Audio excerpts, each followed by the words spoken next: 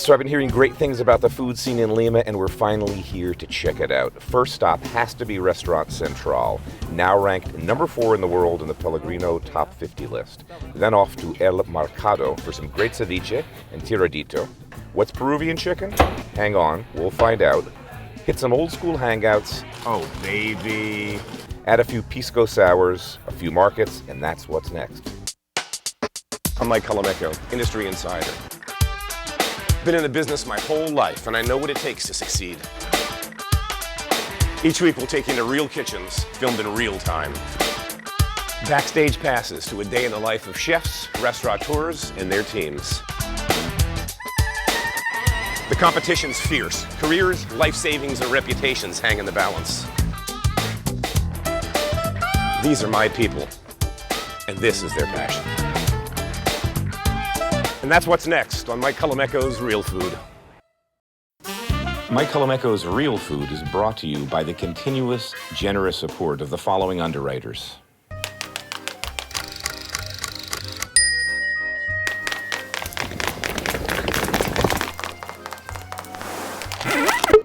Extra virgin olive oil from Colavita, an Italian family brand. Rachel Ray's signature specialty food line, designed for preparing meals at home. Lou's Naturals family of brands offers all-natural, minimally processed meats, free of antibiotics, hormones, and nitrates. From our family to yours.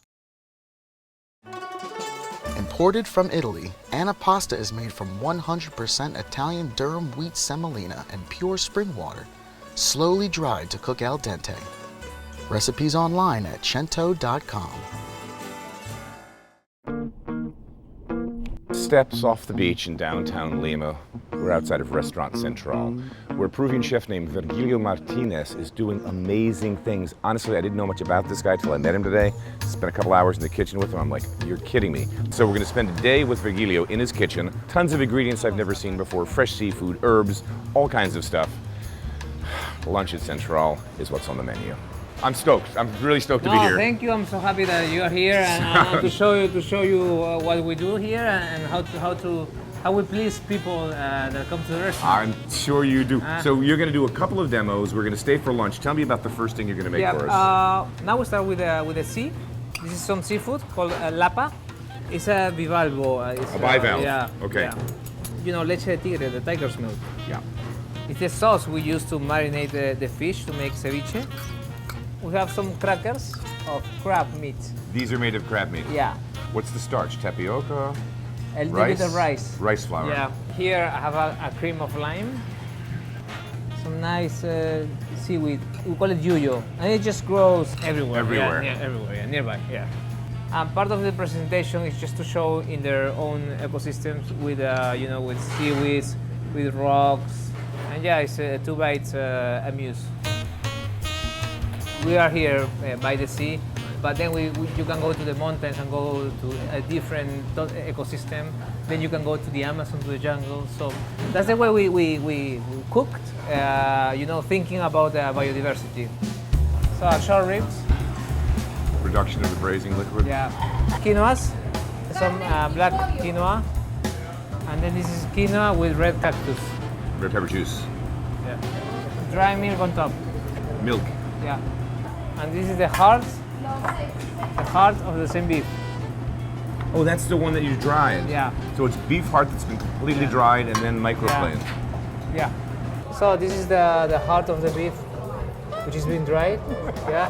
You got it over there. And we finish the dish with an infusion of milk and Andean herbs.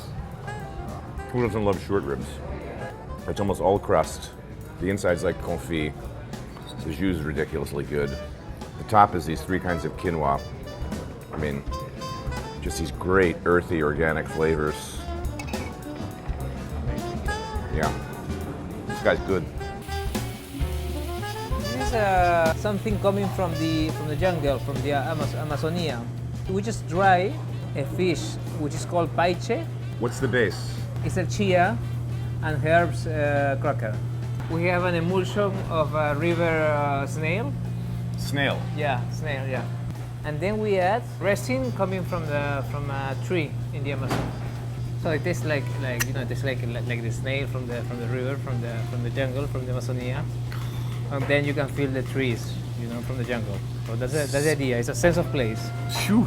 Now we want to really replicate some of the scales, just a few of the flowers and greens that grow around. I really want you to feel that you are in the middle of the jungle. So we serve it like this, in a box with some of the barks as a snack. Again, another amuse-bouche. Yeah. That is a whole lot of flavor. Some of the stuff that you find in the mountains, in the Andes, probably we've never seen them before. Period. Yeah. How often do you meet with the crew upstairs for brainstorming sessions? We do 2 hours every day. Every day? Yeah. So we have to continue this, innovation and it's important for us getting to know our products and getting to travel a lot. So we do a lot of exploration to the Andes, to the Amazonia. Salen 3 sopas. This is a tuber. It's called oyuco. This is a fruit called pepino melon. Nice and sweet. It's just between a cucumber and a melon. Pretty much. So we're gonna do an emulsion of that fruit with ají amarillo. Ají amarillo is a yellow chili pepper with the razor clams. So you have those down here too? Yeah. What don't you have? A little foam with herbs and some cacao. That melon that's between cucumber and a melon. Yeah. And we cover the whole thing.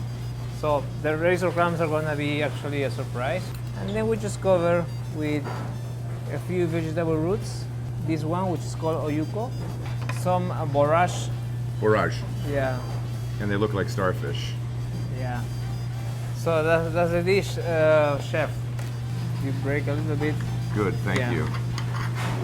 These are local or from the north? or- Local, yeah. Local like here? Yeah, local like here, yeah. So it's just a matter of balance and getting to know the products. So good. So amazing. Thank you. We call it low jungle. We add a vegetable tuber. We put on top an emulsion of smoked duck, and then a lot of flour from the jungle. This is avocado with brown bread and a chili. Amuse. Amuse, yeah. Salimos una vez con 5 la una. Then here cacao and some coffee. Then it comes with bread with coca leaves. Forgetting the fact that it's on burnt coca leaf, I broke the roof and smelled it. It smelled like really bad marijuana. Oh yeah, it is. Yeah. It reminds me of high school. Actually, that's the idea. Yeah, that's the main idea. Is it a little potato? A little bean? A little potato? It's a dough we make with a potato, like a gnocchi, Okay. kind Gnocchi. of. Yeah. So we're on the rooftop. They have their own herb garden up here, just in case the Andes aren't providing enough exotic herbs for them. And I'm standing in a room that I'm like, you're kidding me. This is a reverse osmosis unit, and he bottles his own water for the restaurant. So when you come to this restaurant, this is what you're getting. You're never getting Lima tap. You're getting water that's gone through all of this, so it's about as clean as water can get. Details, details, details. What kind of Because drink? this is cornbread. It smells like Yeah, cornbread. it's just corn. Give it color. Tastes Yeah. good that way. Yeah. Suckling pig with arracacha. Arracacha is a type of potato. Braised short ribs and a saute of carrots. That's beautiful. That's art right there, man. So this is the spherification of something.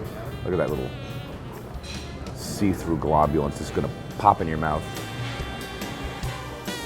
And that's cacao. And this is frozen, really cold. This guy, Restaurant Central, half a block from the beach in Lima. Could be the best meal so far. I don't know, whatever I'm gonna do best of, but he's a reason to come to Lima. This guy's really, really, really good.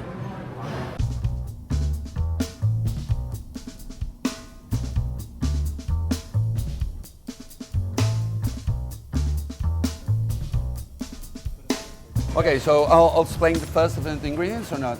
Go ahead. One? Let me just introduce you.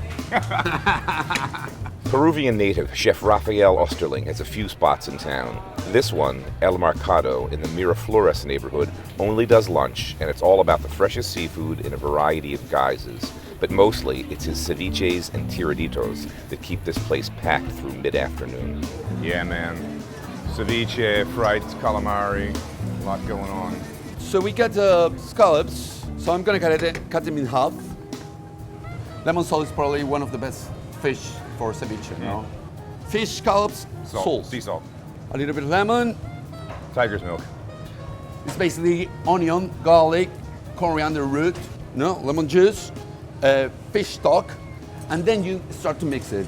How would you describe it, Peruvian food? Because I'm just looking at this huge coastline, a lot of different microclimates, traditions from Amazonian tribes to Japanese to Spanish. How has it evolved? Where is it today? It's a mixture of different cultures, obviously. We started really developing when cooks go outside, make a career, you know, and then come back and probably open a restaurant and start teaching. And then we start really doing Peruvian food because we start getting from different cultures, start using different ingredients and making our own version of the new Peruvian food. So the fish is still raw on the inside, a little bit cooked, no? Cilantro. And that's Peruvian olive oil. Yes. Pinch of corn. And your corn that's cooked with lemon and chamomile. That's it. Basic one. We're very short in economic development. So when all things start doing good, right. No? There's money. The customers have money. They spend money on restaurants. Money and culture. Because years before, during the 80s, there was a very chaotic country, you know, with the Shining Path and all the economic disasters. We used to hate our country. Now, oh, Peru, whoa, no. And now we really love it. We start to love each other. You know what I mean? Makes sense.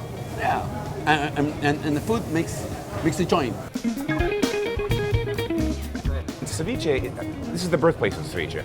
It's like Peruvian soul food. Nowadays it's quite different. Nowadays you prepare it and straight over to the table. I mean, when my mother used to do it in the 80s, imagine that, no? Garlic, onion, ginger, I mean, covered with plastic film the day before, and then you open it at lunchtime, I mean, like 16 hours later. I don't want to imagine that. Yeah, it's a dead body, man. Yeah. Yeah. Okay, so tiger's milk. Next with this. The roasted with pepper the puree. Roast pepper puree. And then we have the banana.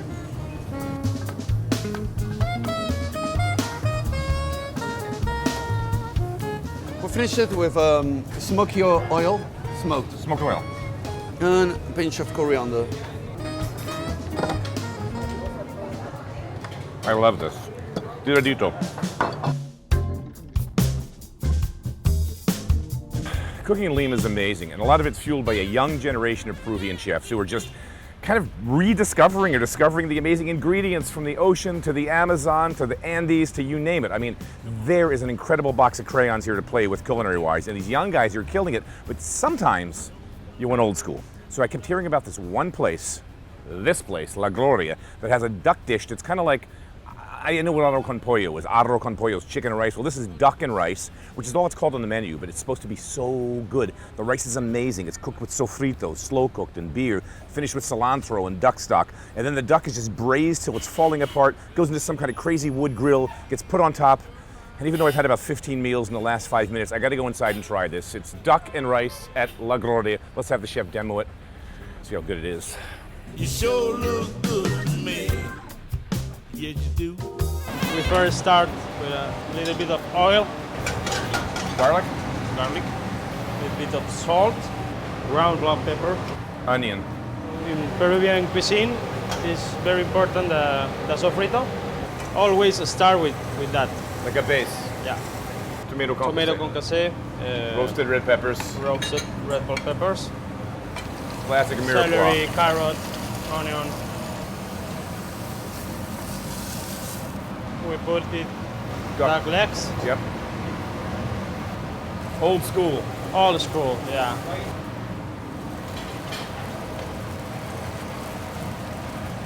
Chicken stuff, salt in the oven for 2 or 3 hours. Yeah, a few hours, nice and slow, and it cooks down. Yeah. Da-da-da-dun. 3 hours later. 3 hours later, Yeah, beautiful. Beautiful. This looks like a confit. we finishes the duck in the charcoal oven. The rice, Picks up the yeah, sofrito already, right? yeah, and a Peruvian beer. It's okay. Butter, salt, ground black pepper, and cilantro. Yep. The very end. Yeah, a lot of cilantro. Customers here love this dish. Love it. Yeah, love it. How long has this been on the menu? Yeah, like, Forever? yeah. When you came, it was on the menu. 15 years, yeah. 50. I mean, Enjoy. so in Lima, we've got old school, we've got new school. You know, food like this never goes out of style. This kind of dishes. Classic, delicious, it's completely comfort food. Yeah. I mean, the duck is like butter, just comes apart. A little bit of smokiness from that grill. Yeah, smoking flavor, yeah. There's so many layers of flavor going on. I'm gonna miss that when I go home. Thanks so much. Thank you. Thank you. So we're in Lima. We got to do Peruvian chicken. I mean, Peruvian chicken comes from Peru. So I've been in New York for a long time, and about 15 years ago, I started to know this Peruvian chicken places. Pio Pio was one of them. Now they're all over. My kid loves it. He lives on this stuff. He lives in Queens, and I think he eats Peruvian chicken 3 or 4 nights a week. And why not? For $10, you get a half a bird, salad, fries, some vegetables. Hello, they make dinner for you. So that's how much they like Peruvian chicken. We're getting applause. No. So I figure we're here. Pardo's is one of the best Peruvian chicken places in Lima. It's fantastic. We've got 26 of these, or maybe more. I'm losing count. We're going to see what it is. Peruvian Chicken 101 in the heart of Lima. Let's go inside and see what makes this so magical. We start out with really good birds. You have really good chickens here. And then what's the marinade that he's working with? Well, actually, that's the best kept secret. You know, I don't need the ratios. But I generally cannot- speaking, what are the spice profiles that are in that? Exactly. Well, I could only tell you about the salt, the pepper, the cumin. Salt, pepper, cumin, and a whole bunch of And a other whole bunch of aromatics other. that we don't know. That's the dry seasoning, the dry seasoning, and then we have the liquid too. How many of these outlets do you have in Lima? In Lima, there are 26, and then we have 2 more in Santiago de Chile, abroad, and 1 more in Miami, in Coral Gables. Miami, Coral Gables. Exactly. Come north, come north. Okay, we will. Brooklyn, Queens, Lower East Side. I course love it. we will. Now they're going to marinate in refrigeration for 24 hours, absorbing all this marinating goodness, and then on that spit, 60 minutes. I'm hungry. Can we take a break and eat? Can you feed me? I am hungry. I will. I need some chicken in my life right Let's now. go get some chicken. Let's go get some chicken. But Peruvian Chicken 101. Glad I came down. While the chicken is turning around, all the juice that comes down Falls on the one falls below on it. the other one. You know, so that's actually what keeps it juicy. Keeps it basted. Exactly, and so when it comes off the oven, usually the breast is a little bit dry. It's never dry. Rotisserie chicken's just so fundamentally good, isn't it? It is. It's genius. Peruvian chicken is the most consumed food here in Peru. Actually, ceviche might be the most popular internationally, but the one that's leading the market is chicken. We're fighting over the thighs. I'm getting one of them. It's not a fight. I want some of that skin. It's got the marinade on it. Every time I eat this chicken, I go like, damn. so good, you know? It's just, it's like basics, right? Yeah. A good bird, a good marinade, Yeah. cook it the right way. Yeah. Thank you, ma'am. Great job. Thank you very much.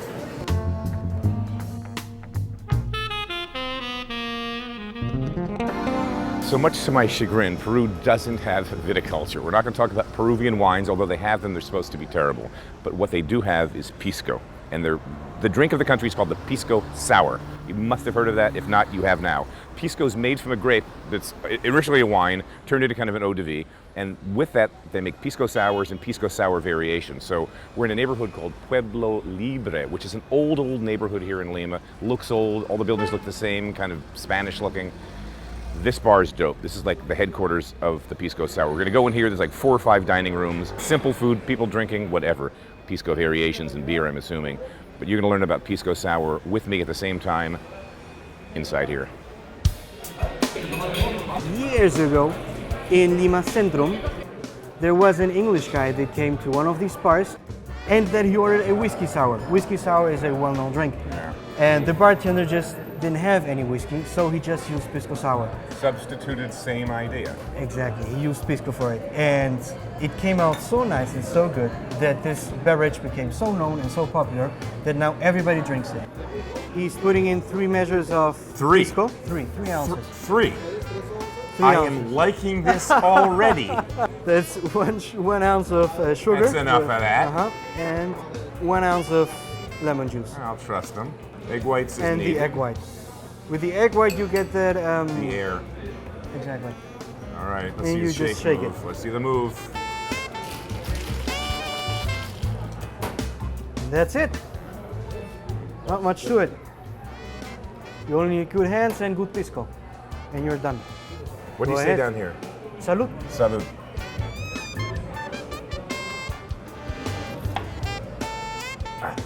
It's good. Thank that British man for me. Whomever he was, bad teeth and all, thank you, sir. Thank you for coming to Peru and creating the legendary drink, the Pisco Sour. Yeah. Maestro, thank you, thank you. This is so good. This is like a family-oriented, open all day and night kind of restaurant. I mean, now they allow women, so I'm saying it's family-oriented. But it's like simple food, like pub food, Peruvian version. And one of the most famous things, she's been working here forever, she honestly can't eat anything else in this restaurant anymore except this, are these amazing ham sandwiches. So they're in these bags.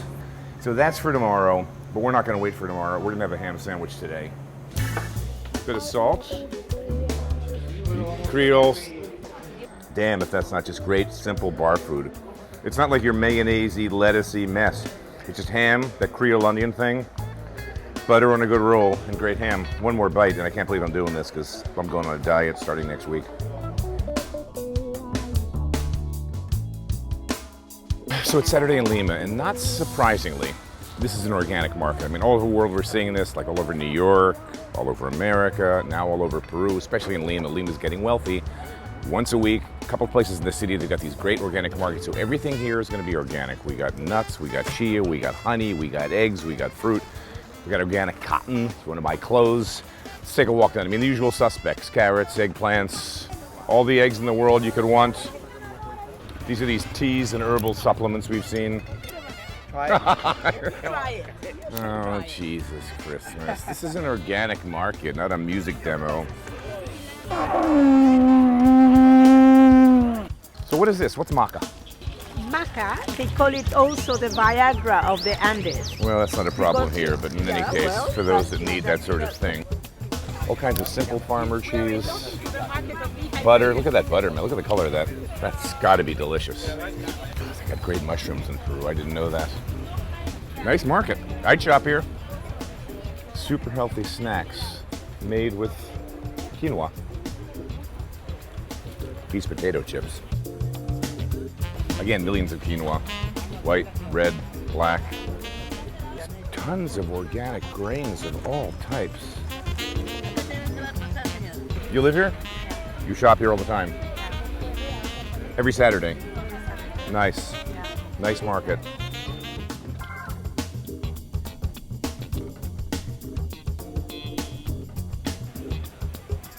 So, Saturday morning, we're in the Chorrillo fish market, and it kind of ties together all the fish we've seen the whole time we've been here. Got crabs and mussels over there, bonito here. God, scallops on the half shell like you can't imagine. Little baby whitings, they're boned out already. Flour them up and fry them up. He was swimming last night, wasn't he? Careful. We've been eating sea urchin almost every day. Permiso. ¿Cómo se llama esto? Pota is the giant squid.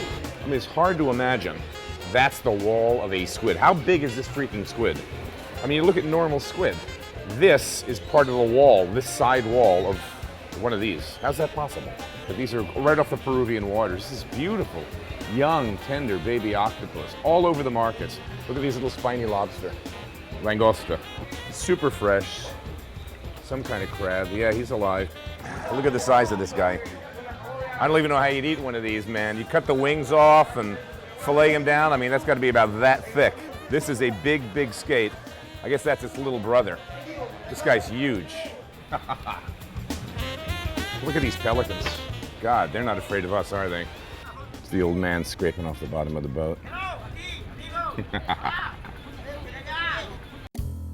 Home to 30 of the 32 total world's climates, from the peaks of the Andes to the Amazon rainforest and those endless miles of coastline, this place has diversity on steroids.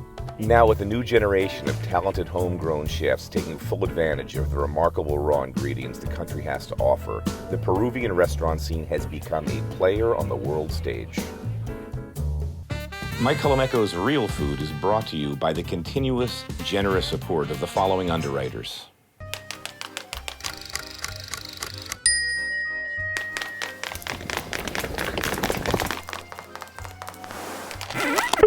Extra virgin olive oil from Colavita, an Italian family brand. Rachel Ray's signature specialty food line, designed for preparing meals at home. Lou's Naturals family of brands offers all-natural, minimally processed meats, free of antibiotics, hormones, and nitrates. From our family to yours. Imported from Italy, Antipasta is made from 100% Italian durum wheat semolina and pure spring water, slowly dried to cook al dente. Recipes online at cento.com.